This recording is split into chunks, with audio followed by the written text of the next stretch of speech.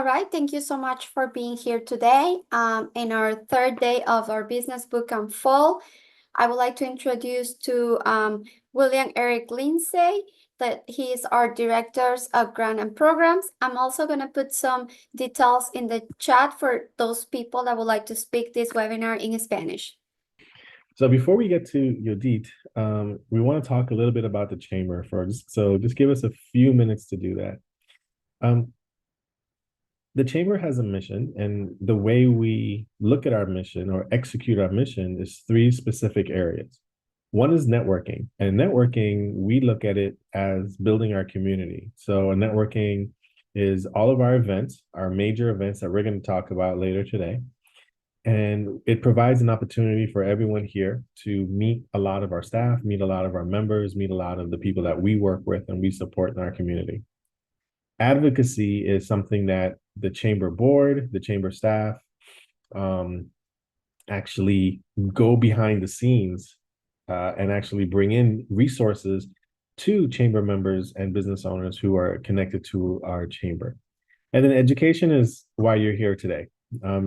We do a lot of business education. We do a lot of things to grow, actually start to grow, scale, and enhance businesses through business education webinars like these. And we do that because we have a vision, and our vision is to become the premier regional business leader, that we provide a voice for Hispanic and minority-owned businesses in the DC region. So the chamber is one side of the house, and Veronica and I are on the foundation side of the house. And we obviously cannot do this alone. So we have a lot of different partners that sort of work with us and help us accomplish the goals, the mission, and the vision of our chamber. So some of those partnerships are the Department of Housing and Community Development, DHCD, the Mayor's Office on Latino Affairs, MOLA, and the Federal Government Small Business Administration, or the SBA. And we have many different other partners throughout the region that help us execute the mission and vision of our chamber.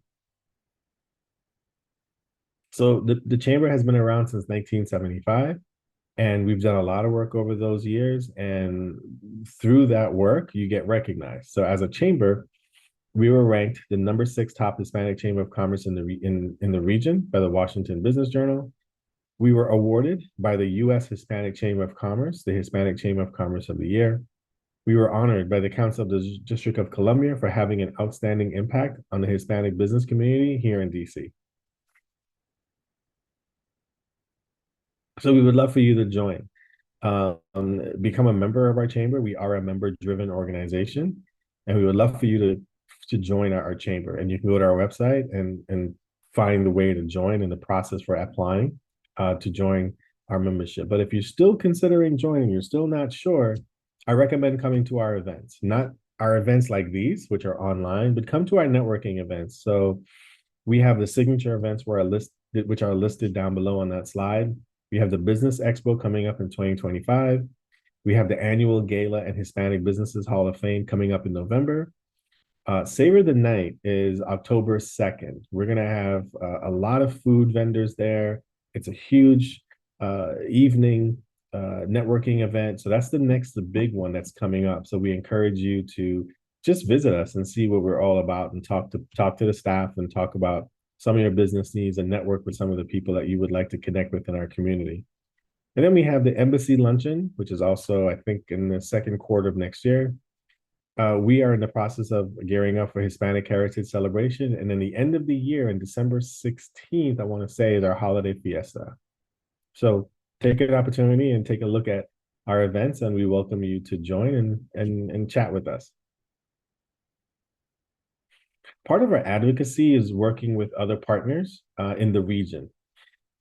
As you can see, we partner with Verizon to provide small businesses so that your business can also thrive and grow through on-demand videos. So like right now, if you have your phone, I'll give you like 2 seconds, grab your cell phone and scan that QR code, and that will get you to a registration link page where all you have to do is put your name and email, and you will have free access to many, many business videos provided by Verizon to help your business grow, and they go over certain classes. For example, social media, marketing, some financial classes. You even have patent and trademark, I think, is in there. You have a number of different classes in there. I think there's over 50 or 60 different videos on different businesses that you can actually go through, and it's on demand, so you can look at it 24/7.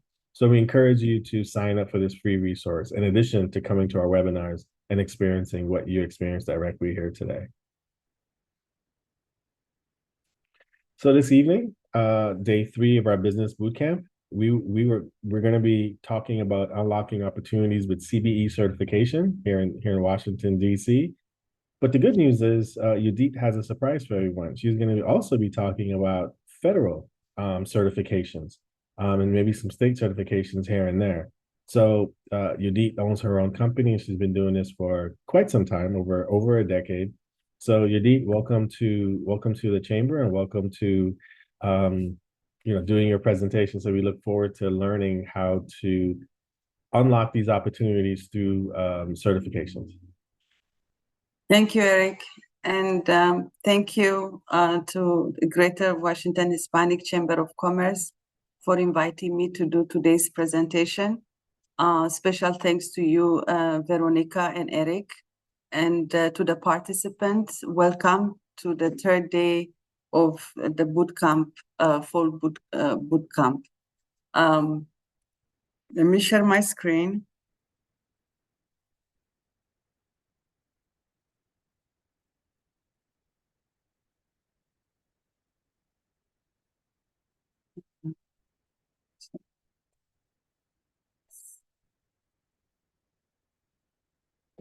So today's webinar is on unlocking opportunities with CBE certification. Like Eric mentioned, when I put together this webinar, I said, this presentation, I said, I need to give them information, at least an overview of the opportunities at the federal level, also touch upon the certifications that small businesses can obtain at federal level. So this is the agenda for today. I'm going to introduce myself shortly. I'll be talking about the landscape or the opportunities that are available for you guys at the district level. We're going to talk about how DC governments are required to spend the budget that they have for their respective agency. I'll give you the definition of the CBE program. There may be people who are not CBE certified yet. So when we talk about the opportunity, I would like to touch upon how a small business can become a CBE certified as well. So we'll talk about the certification, eligibility requirement, both the certification and the categories. And then I will share with you where you need to get started in terms of either applying for the CBE certification or searching for opportunities. I will share with you the common federal, local, and state certifications. And then I'll be talking about the benefits and consideration of being, certified. And then I will close my presentation by giving you information on how you can sign up as a client with the chamber, so that we can, if you're not CBE certified, we can provide that assistance to help you get certified. So again, my name is Yudit Shipuru. I'm the principal of Global Strategic Advisors Group, GSAG.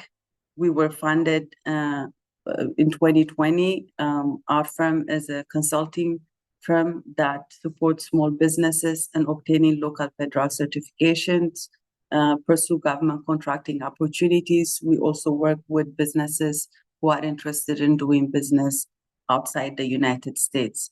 We're based in Washington, D.C. We're CBE certified. We recently got on the D.C. supply schedule. I'm also the Director for Government Contracts and Procurement Services with the D.C. SBDC. For the last 10 years, I had the honor and privilege to work with both startup and existing businesses. My education background, I have a master's degree in international development and education, and my undergrad is in business administration. So enough about me, and let's get started. So here what you have is the landscape for the District of Columbia. The budget for 2024 is over $15 billion, where over $1 billion is set aside for CBEs. CBE stands for Certified Business Enterprise. There are 88 DC government agencies, and all agencies are required to spend 50% of their budgets. It has to go through a bid process to CBE companies. The CBE also allows you to get on the supply schedule. I'll talk about that. The DC supply schedule is a vehicle that DC government agencies also use to buy your product and services. For contracts under 250,000, it's typically set aside for CBEs. If there is a contract that is over 250 and the prime is not CBE certified, they are required to award 35% of the work to CBEs. So there is opportunity for you as a prime for contracts up to 250, and there are opportunities also to partner with as a sub with primes to take advantage of your CBE certification. So what is the CBE program? The CBE program is designed to support the growth and development of local businesses here in the District of Columbia. The program is managed by the Department of Small and Local Business Development.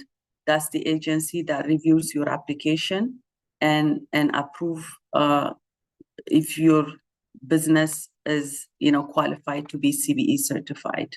Once you are certified, your company profile will be also on the DSLBD website. The program aims to provide opportunities for local businesses to compete and secure government contracts, like I said earlier. So let's talk about the certification and the categories. The CBE certification comes with points. So the maximum point a small business gets is 12 points. So when you apply for the CBE, you also have the option of selecting the categories that you qualify for.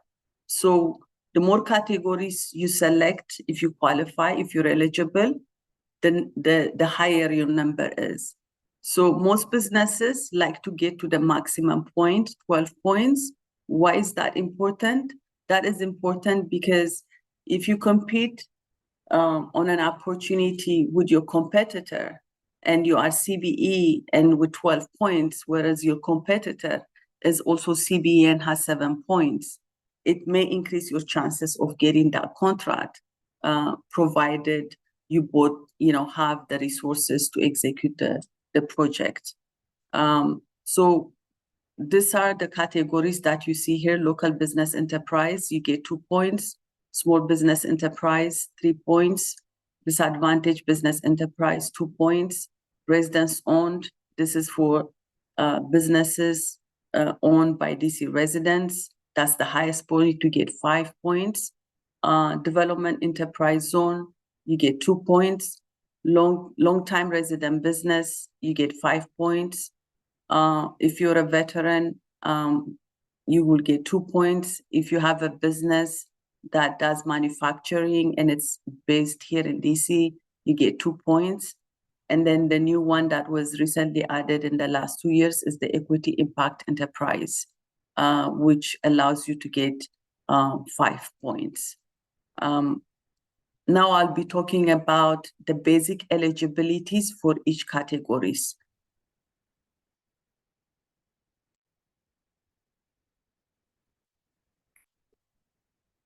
if I can move my slide. Okay.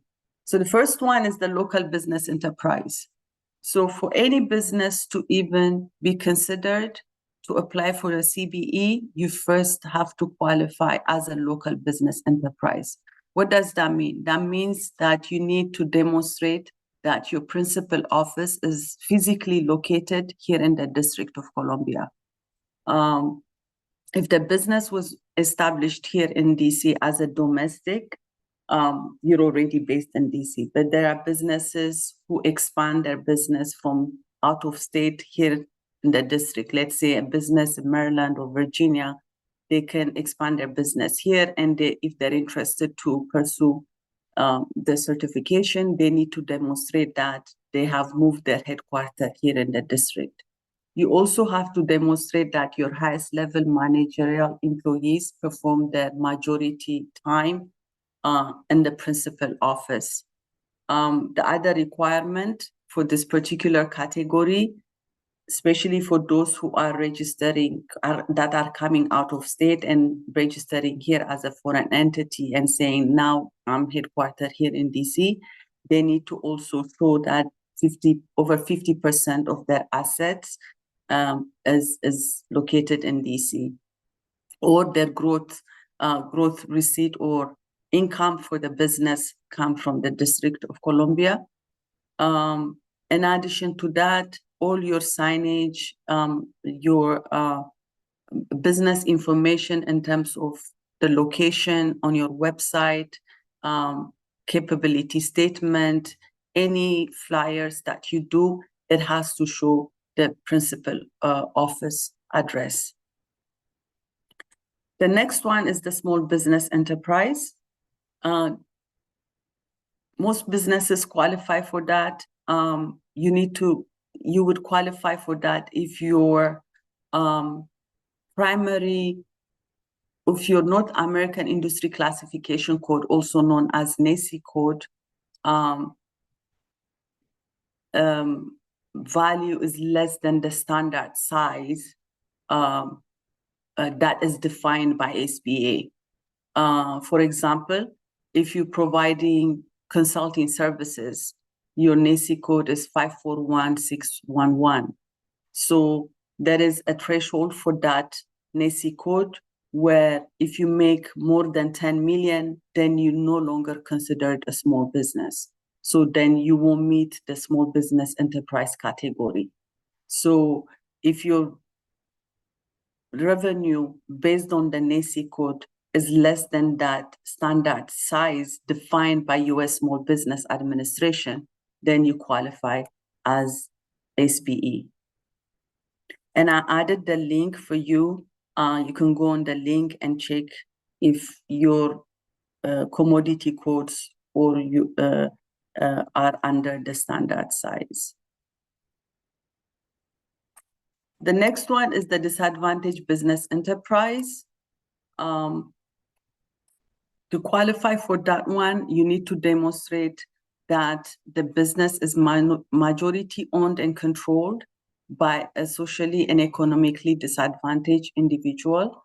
What DSLBD means by that is if you can demonstrate that you have faced some kind of discrimination based on gender or race or religion, then that you fall under the socially disadvantaged. The economically disadvantaged individual is for those business owners who are still struggling and building their business financially. This particular category, you require to write a narrative statement, basically giving examples to DSLBD on how you socially and economically disadvantaged. The form also has a section where you need to provide information about your personal net worth.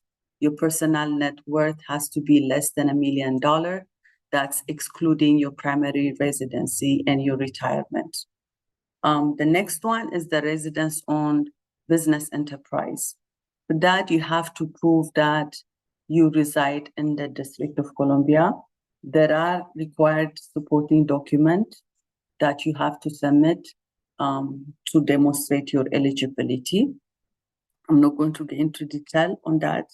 Local business with principal office located in an enterprise zone. So this is some part of the district is considered, underutilized location.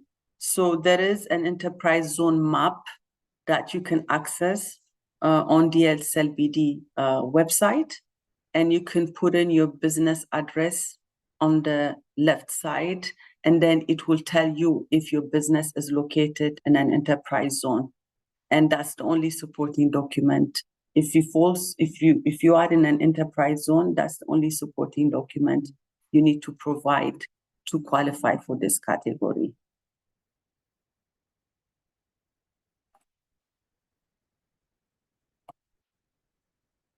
Okay, I'm having challenges moving my.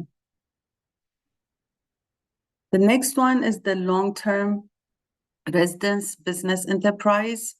For that one, you have to demonstrate that you have been in business for at least 20 consecutive years. So you need to, provide your business tax returns and all that. For the veteran-owned business, you need to demonstrate that 51% of the business is owned and operated by a veteran. For the local manufacturing business, you have to have a manufacturing facility based in DC. You need to demonstrate that you're producing, your raw materials here at the manufacturing location, and your revenue has to be 2 million or more in terms of your annual revenue.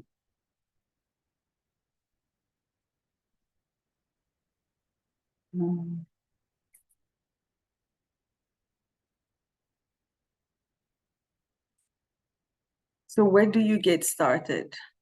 So first thing you want to do is identify your commodity codes, because all federal and DC government agencies identify your product and services using the commodity codes. The commodity codes are, like the services that you offer or the product that you want to sell to government agencies. The North American Industry Classification System, also known as NAICS code, is used by federal government agencies. The National Institute of Government Purchasing, also known as NIGP code, is used by DC government agencies. Even for your CBE certification, you are required to add your NIGP codes into your application. Once you have your commodity codes for federal level, you can go to the System for Award Management, which is a free platform to search for opportunities using your NAICS codes. You also have the usaspending.gov, where you can find primes that have been already awarded grants, and you can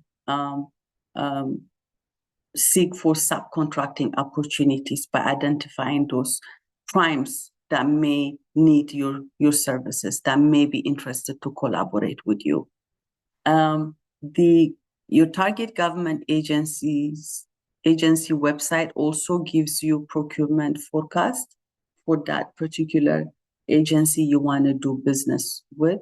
You can access that forecast by going to the website. For example, HUD, you can type in hud.gov, and then in the search box, if you type in 2024 procurement forecast, it will give you the link to the forecast page and also solicitation page.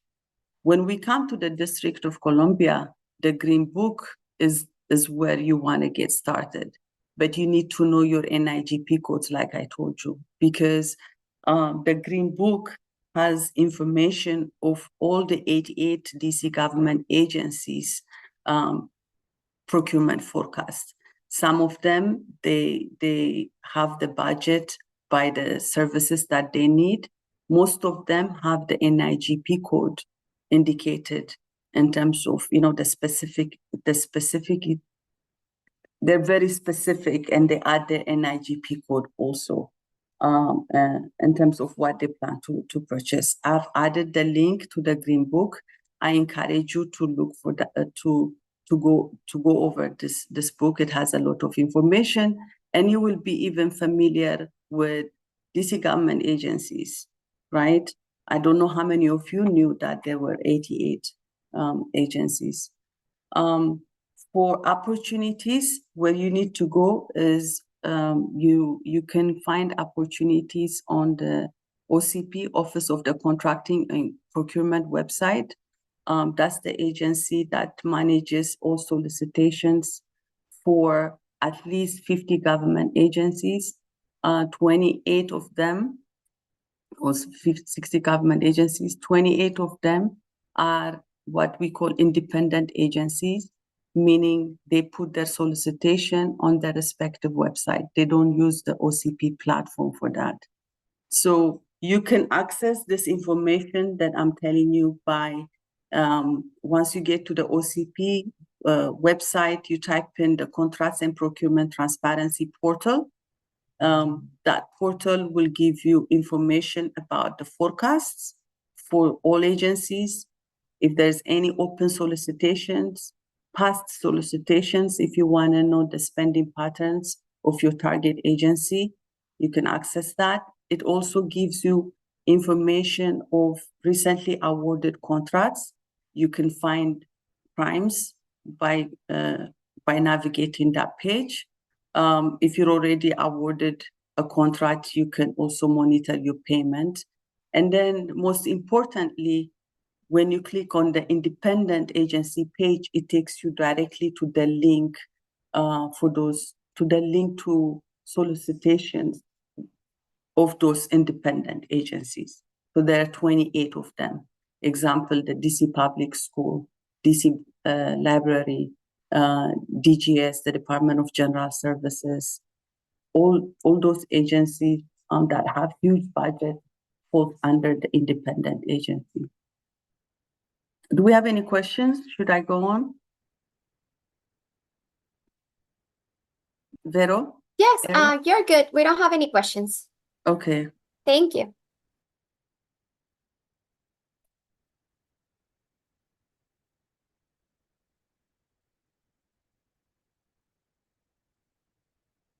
For some reason my slide is moving very slowly, and I apologize for that.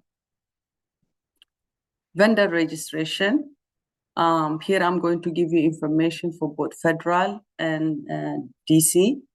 To do business at the federal level with federal government agencies, the first thing you want to do is register your entity on the System for Award Management, also known as SAM.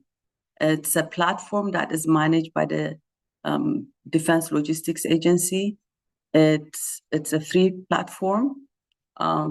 Every federal government agency, in order for them to award your contract, your entity has to have an active entity registration.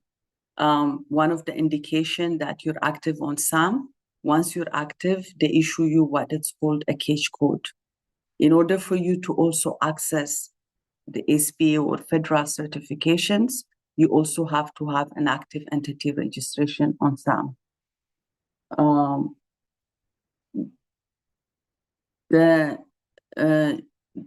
You need the first step that you do when you get on that on sam.gov is create a login account, and then you will apply for your unique entity ID.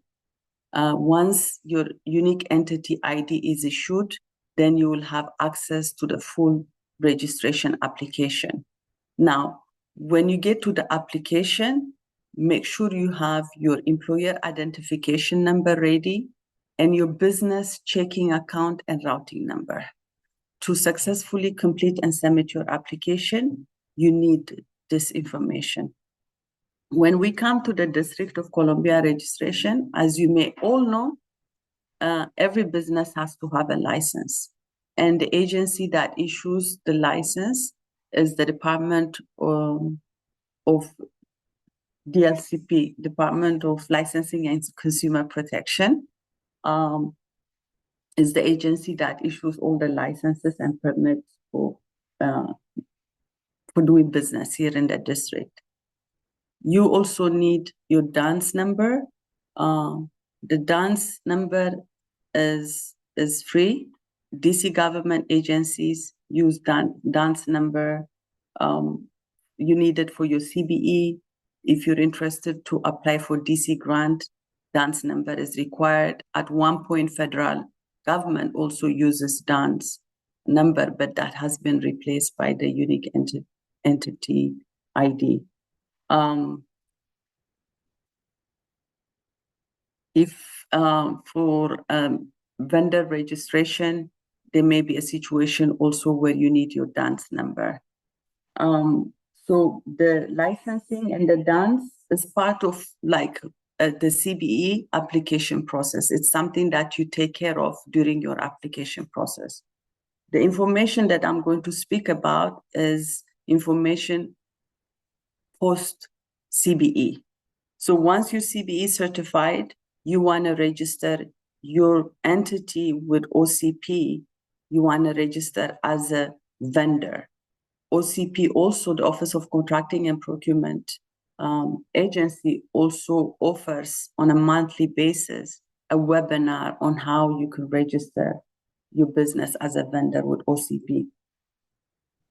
Once you registered, you will get alerts on solicitations and opportunity. It means that you are on the mailing list, right? Which is very important. You can also register once you're CBE certified. You can register your agency as a vendor with agencies like DGS, DC Water. What is the advantage? The advantage is that even though you will see their forecast on the Green Book, they update that information on a quarterly basis. And some agencies also prefer to do business with those who register as a vendor. So when you do the vendor registration process, you would be providing additional information, in addition then being CBE, additional information that the agency may want to collect to even consider you to do business with. So you want to register with your target agencies if they have a vendor registration platform.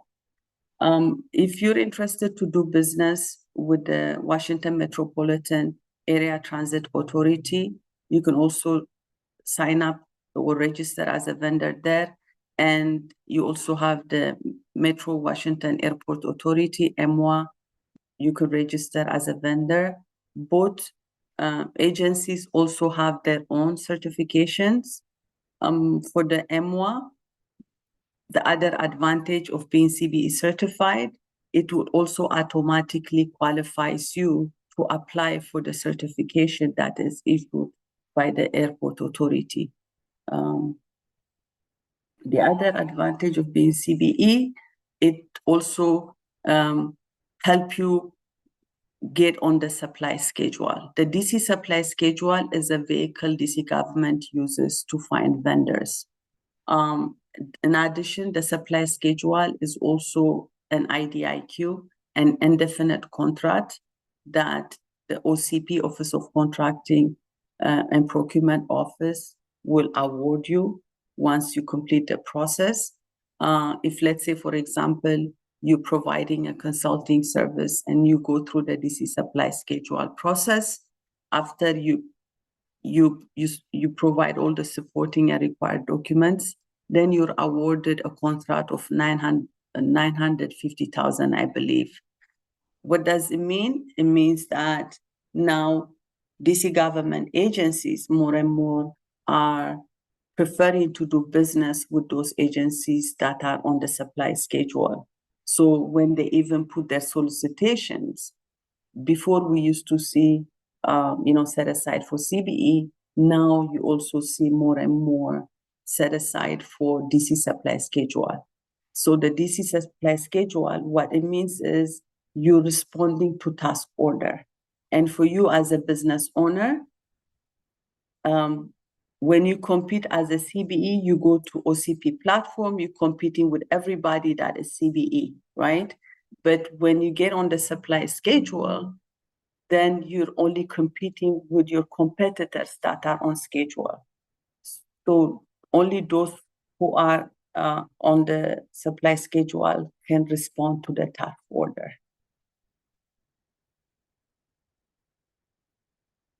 Now let me share with you the federal certifications. The most popular one is the 8A Business Development Program. This certification is very unique than the others that I will be talking about. The certification is a certification that is provided to individuals who are US citizens, and the business has to be majority owned and controlled by economically disadvantaged individual. But once you're awarded the 8A program, it's a certification that you receive once in a lifetime. What I mean by that is if your current LLC applies for 8A and you get on that program, and 20 years after, if you establish a different LLC, that LLC won't qualify to get on this program. The other uniqueness about this program is it has a start date and end date. So the program is only for 9 years. So once you have that certification, you're 8A certified for 9 years. So you have that 9 years window to pursue the set-aside opportunities as an 8A. What we advise clients is to do the research upfront, identify which agencies, federal government agencies, are interested in buying your product and services, and then make that investment to get on that certification. The other popular one is the Hub Zone. The Hub Zone is also another SBA or US Small Business Administration issued certification. The Hub Zone stands for Historically Underutilized Area. To qualify for that, the minimum requirement is that your principal office has to be located in a Hub Zone. Remember, I talked about the enterprise zone map. The Hub Zone also has a map. You can, type in Hub Zone map and put your business location, and then it will tell you if you qualify as a Hub Zone or not. The other requirement for the Hub Zone is 35% of your employees, meaning your W-2s, have to reside in a Hub Zone. So all this eligibility qualification that I'm sharing with you needs to be supported, right? So all the certifications have a checklist of required documentation, but we're not getting into all that detail. The other requirement that I forgot to mention for the 8A is that your personal net worth has to be less than $850,000. That's excluding your primary residency and your retirement. The next one is the Women-Owned Small Business Certification and Economically Disadvantaged Women-Owned Certification. Again, for that one, you have to be US citizen. Your personal net worth has to be less than $850,000. You also have to demonstrate that the company is majority owned and controlled by a woman. Then you have the Veteran-Owned Small Business, Disabled Veteran-Owned Small Business Certification. For that one, again, US citizenship is a requirement, but you need to also demonstrate that 50% of the business is owned and operated either by a veteran or disabled veteran. When we say disabled veteran owned, the disability has to incur during the time of service. We talked about the CBE, but there is also the disadvantaged business or the DBE, SBE, MBE businesses can also apply for.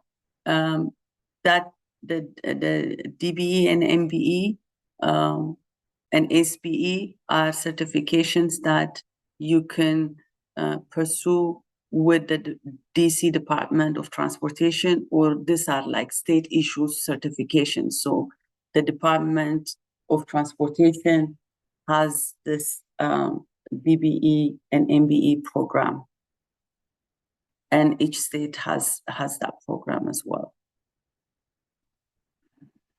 So now let's talk about the benefits of being, certified. So certification definitely, and I've been saying it and I'll say it again, gives you the ability to compete for set-aside contracts.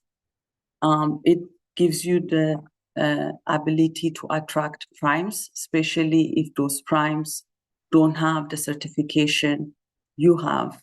And if you're new in the government space, you can leverage the certification to attract primes to do a teaming agreement or B2B with you.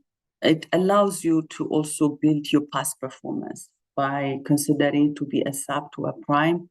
It allows you to build the past performance of your company.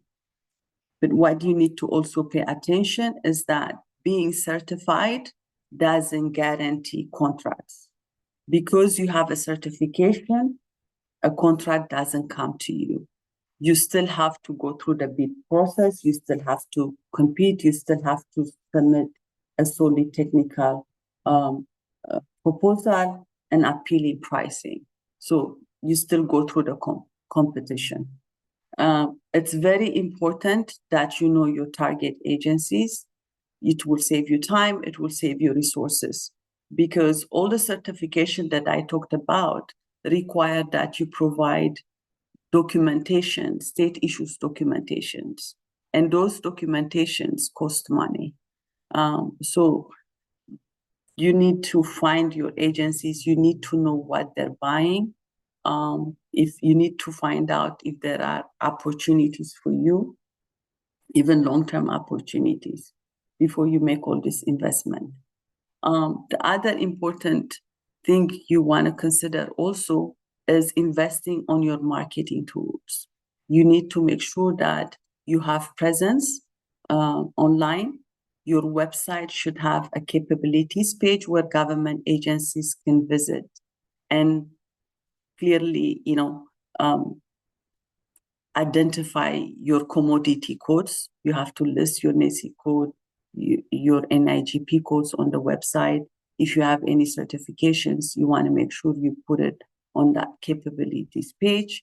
You need a capability statement, which is a resume for your company that gives information about your company overview, your core competencies, your past performance, and company data, what we talked about earlier, your cage code, your UEI, your dance number, your list of commodity codes, all that goes on a capability statement. You use your capability statement when you go to networking events, when you go to federal conferences. There is one every year here in the district. The federal government agencies have a federal procurement conference annually, where you have almost all federal government agencies and also post office of small disadvantaged utilization offices who are there to speak to you. And that's when you share your capability statement in addition to your business card. And then you want to make sure also that your company is on LinkedIn. And you need to be active. You need to update your website regularly. Your KIP statement changes, especially if you're winning contracts, if you're adding certifications, all those information goes on your capability as well. If you decide to pay a company to help you with this process that we talked about, be it getting on the supply schedule, obtaining certifications, or submitting proposals, make sure you do your due diligence because because you paid money, it doesn't guarantee either the certification or the contract.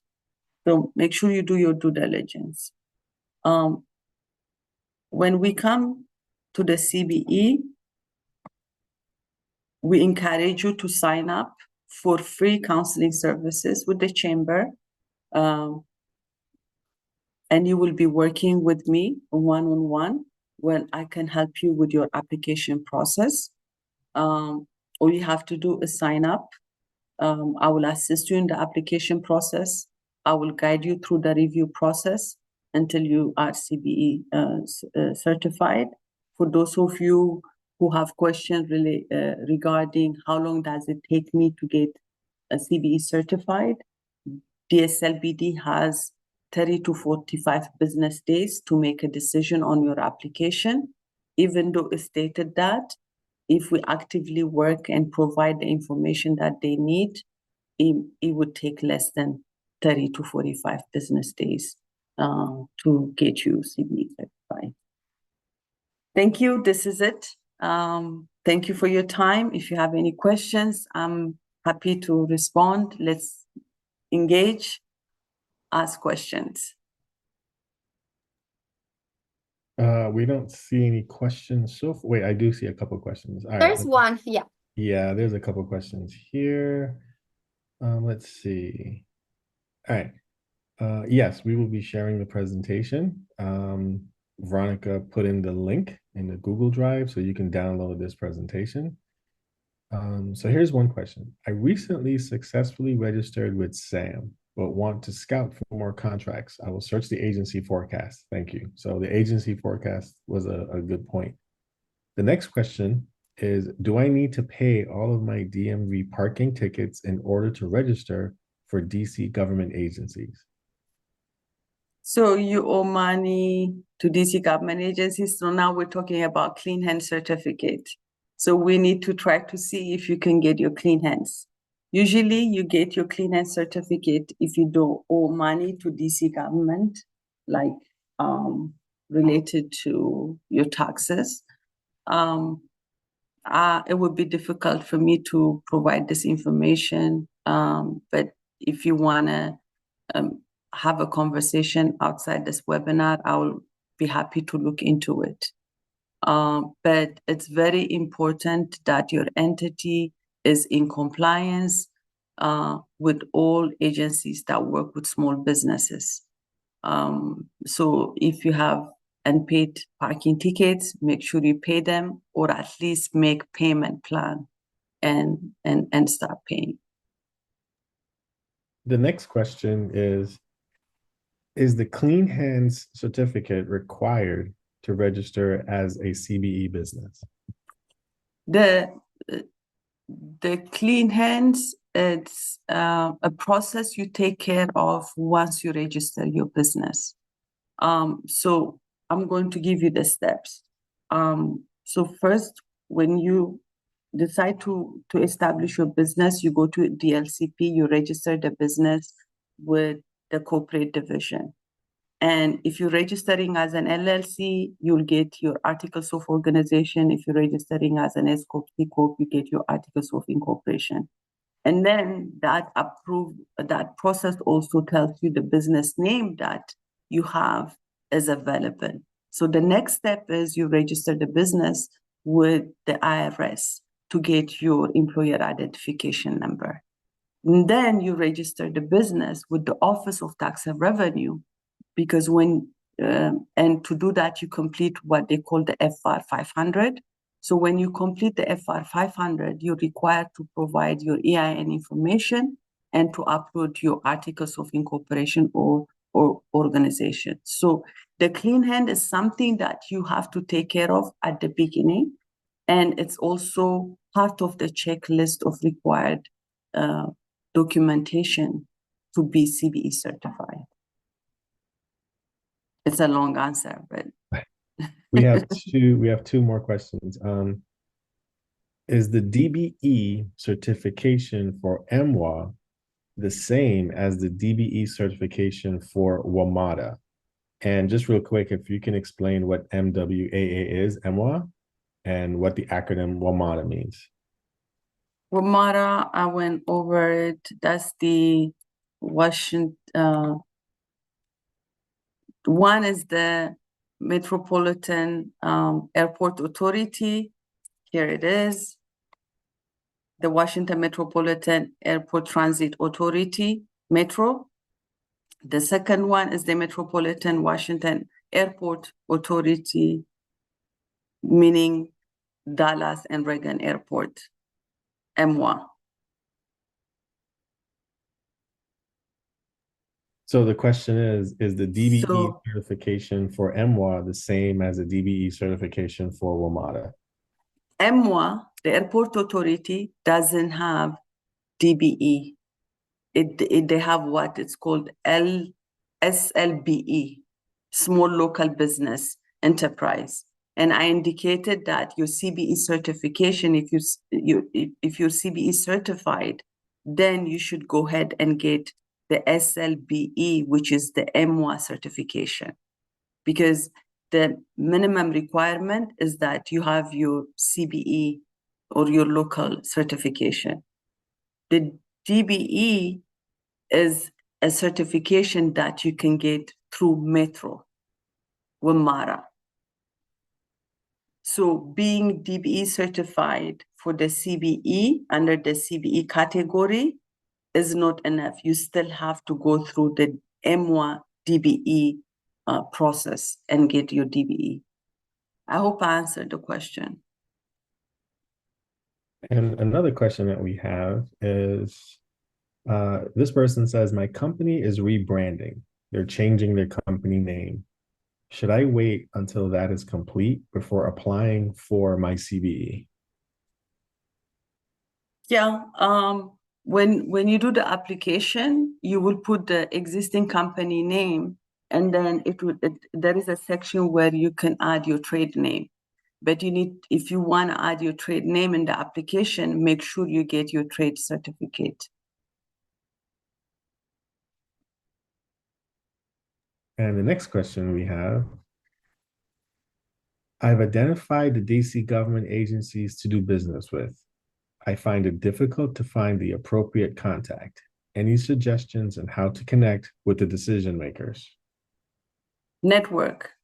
Go to events where DC government agencies are. I know here in the district, those of us who do business here, we are fortunate because there are a lot of events that the mayor office organize where small businesses are invited. When you go to those events, most of the time, the government agencies, directors and so forth are also invited, but networking is part of it.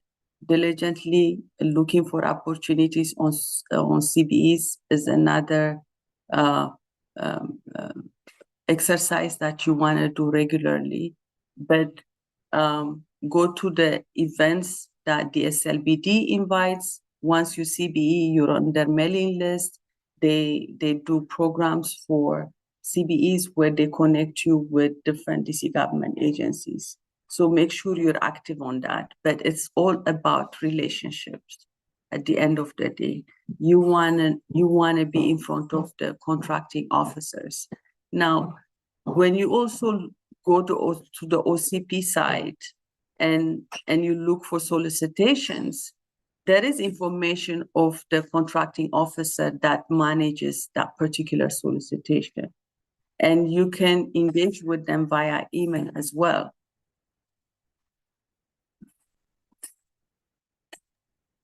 I have a person that is saying, can VA-based small businesses without any certification do businesses with DC? Yes. Yes. But remember, what I said was DC government agencies, 50% of the budget that they have to allocate it to CBEs. So both federal and DC government agencies are evaluated at the end of the year if they have met their set aside goals. But there has been situation where the contracting officer decide to award the contract to a non-CBE. That usually happens if there is no CBE that is able to provide the need of that agency. Thank you, Yarit. I have one person that raised the hand. I'm gonna allow that person to speak. Anab Ali, you can speak now. If you're speaking, we can't hear you.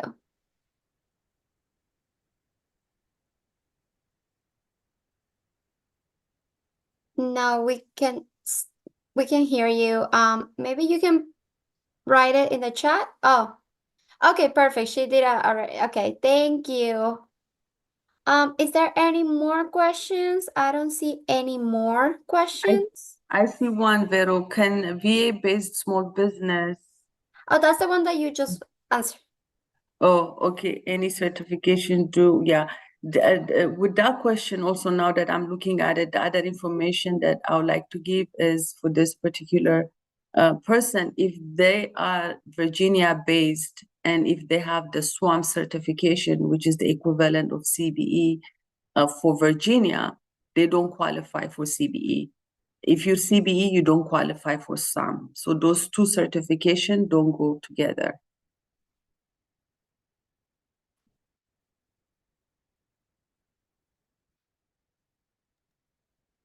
Okay, I don't see any more question. Is there anyone that would like to ask any question? Let me see. There is one question here. Do you recommend contacting the contract award winner if you provide a similar service? In the event they cannot perform the contract or need assistance? That would be an information the contracting officer would give you if you've established the relationship. So there may be a situation where a small business has been awarded a contract, but they may not perform well. And usually the process is they get warning. And if the contracting officer feels like they're taking too much risk, they can discontinue that contract and award it to another small business. But that's why it's important to establish that relationship. Sometimes businesses connect with them for a specific opportunity and they ended up sharing their company profile, their CAPE statement, now the contract, and they establish that relationship. So they may not gain or win that contract they were initially interested in, but the contracting officer has that information. So they're able to reach out and say, you know, maybe this contract that you were seeking didn't go through with the one that I awarded. Now I'm coming back to you to see if you can complete it for me. There's a situation like that also that happens.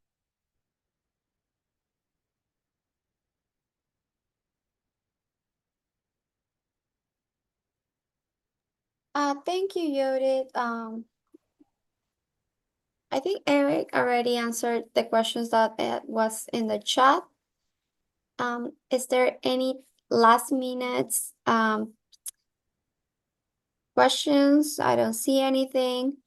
Would you like to say last minutes words, Judith, about any recommendation for our attendees? Sure. First, I would like to say to them, thank you for taking time to be part of this webinar. Thank you, Vero and Eric and Hispanic Chamber of Commerce for putting this together. My last statement would be for those of you who are not a client already with Chamber and who don't have CBE certification, I encourage you to go to the website, gwhcc.org, and sign up for the services, I'll be happy to assist you in your CBE application process. And that's it. And thank you again.